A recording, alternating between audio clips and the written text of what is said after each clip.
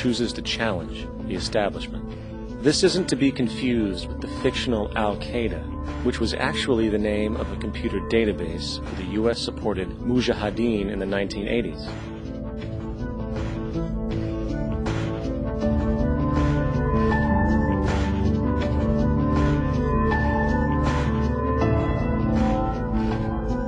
In 2007, the Department of Defense received $161.8 billion for the so-called global war on terrorism. According to the National Counterterrorism Center, in 2004, roughly 2,000 people were killed internationally due to supposed terrorist acts.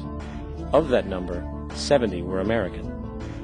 Using this number as a general average, which is extremely generous, it is interesting to note that twice as many people die from peanut allergies a year than from terrorist acts.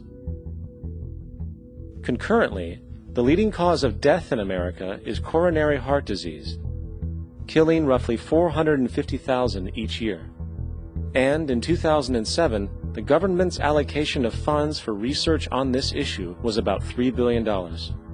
This means that the U.S. government in 2007 spent 54 times the amount for preventing terrorism than it spent for preventing a disease which kills 6,600 times more people annually than terrorism does. Yet, as the name terrorism and Al-Qaeda are arbitrarily stamped on every news report relating to any action taken against U.S. interests, the myth grows wider. In mid-2008, the U.S. Attorney General actually proposed that the U.S. Congress officially declare war against the fantasy. Not to mention, as of July 2008, there are now over 1 million people currently on the U.S. terrorist watch list. These so-called counterterrorism measures, of course, have nothing to do with social protection, and everything to do with preserving the establishment amongst the growing anti-American sentiment both domestically and internationally, which is legitimately founded on the greed-based corporate empire expansion that is exploiting the world. The true terrorists of our world do not meet at the docks at midnight or scream Allah Akbar before some violent action. The true terrorists of our world wear $5,000 suits and work in the highest positions of finance, government, and business. So, what do? How do we stop a system of greed and corruption that has so much power and momentum?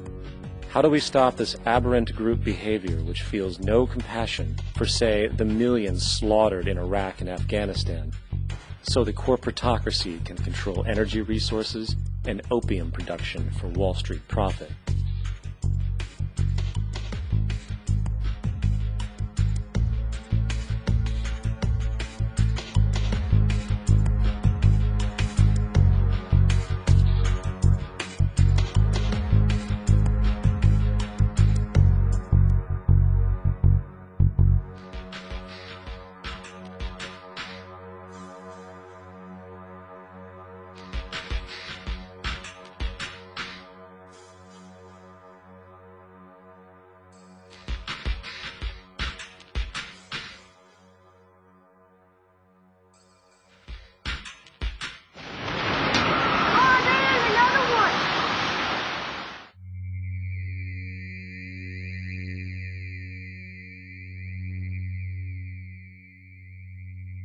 How do we stop a system of greed and corruption that condemns poor populations to sweatshop slavery for the benefit of Madison Avenue?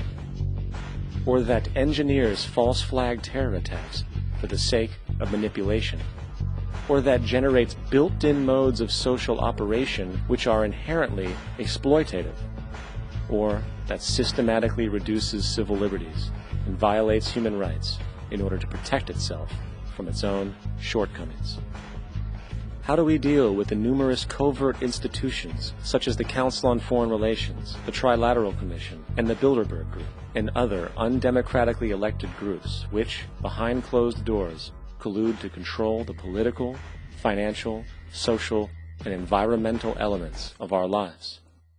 In order to find the answer, we must first find the true underlying cause. For the fact is, the selfish, corrupt, power and profit-based groups are not the true source of the problem. They are symptoms.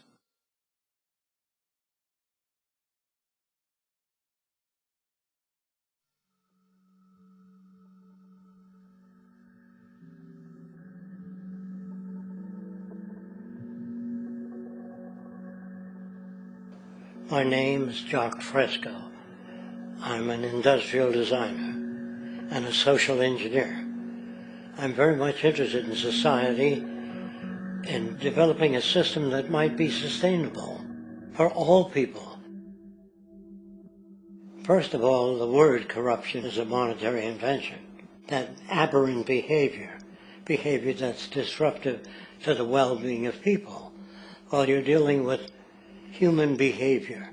And human behavior appears to be environmentally determined, meaning if you were raised by the Seminole Indians as a baby, never saw anything else, you'd hold that value system. And this goes for nations, it goes for individuals, for families.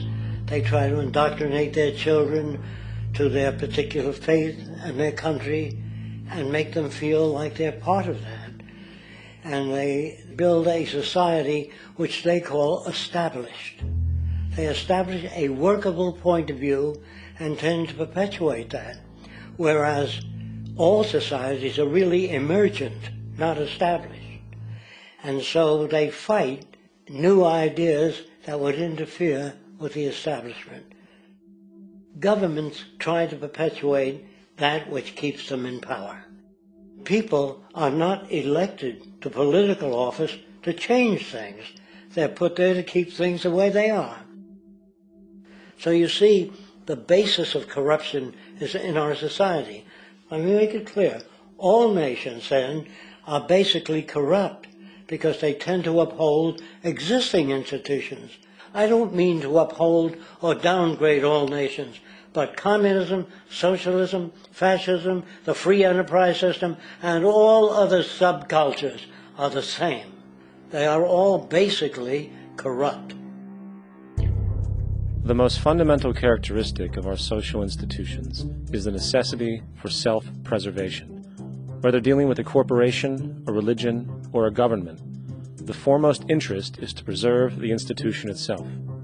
For instance, the last thing an oil company would ever want is the utilization of energy that was outside of its control, for it makes that company less relevant to society. Likewise, the Cold War and the collapse of the Soviet Union was, in reality, a way to preserve and perpetuate the established economic and global hegemony of the United States.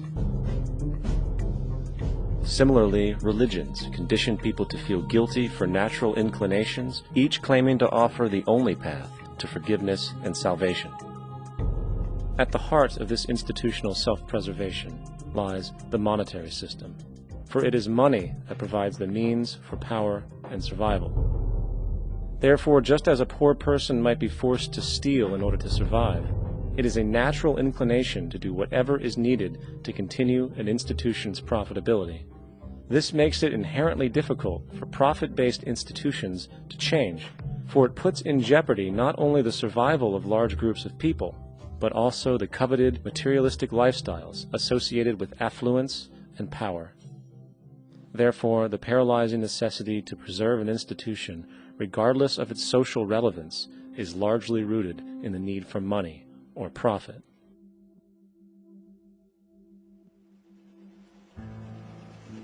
What's in it for me is the way people think. And so if a man makes money selling a certain product, naturally he's going to fight the existence of another product that may threaten his institution. Therefore, people cannot be fair, and people do not trust each other. A guy will come over to you and say, I got just the house you're looking for. He's a salesman. When a doctor says, I think your kidney has to come out, I don't know if he's trying to pay off a yacht or whether my kidney has to come out. It's hard in a monetary system to trust people. If you came into my store and I said, this lamp that I've got